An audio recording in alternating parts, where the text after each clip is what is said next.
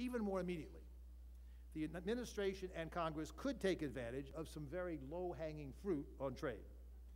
The free trade agreements with Colombia, Korea, and Panama that were negotiated by the Bush administration. One recent study showed that the U.S. failure to implement those deals, negotiated now 2 and 3 years ago, could cost the U.S. as many as 300,000 jobs annually as the putative partner countries proceed to implement their own free trade agreements with other partners, with the Asians, with the Europeans, and with Canada. Once again, the U.S. is sitting back passively while other countries move ahead and discriminate against us. The administration could also advance U.S. trade expansion goals by making a serious push for enhancement of, and thus domestic political support for, the Doha round of multilateral trade negotiations in the World Trade Organization. The deal that is currently on the table, after 8 years of talks, remains far too small to generate much interest in the United States or elsewhere.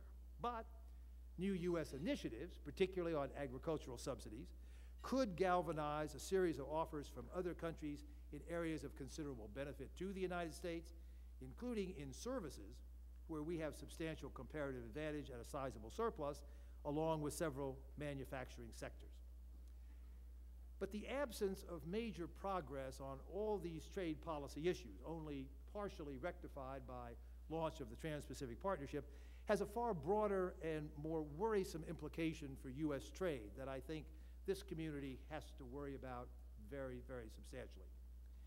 We know from the history of trade policy that an absence of liberalization initiatives moving forward on trade produces a vacuum for trade policy into which protectionist forces can much more readily succeed. This is the famous or infamous bicycle theory that I created about 30 years ago, which suggests that you do have to keep moving forward on trade to avoid toppling over like a bicycle.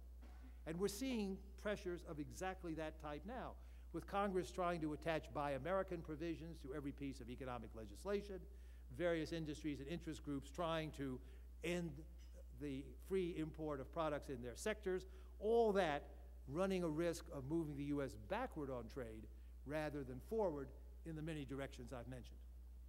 So, to wrap it up, we face a very active trade agenda in 2010 and beyond.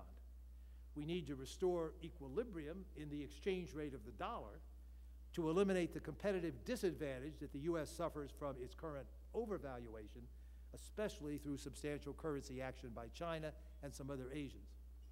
Second, we need to undertake meaningful steps, not just rhetoric, to expand U.S. exports so that they can realize their potential for creating good U.S. jobs, reducing our global imbalances, and putting us on a sustained growth path for the future.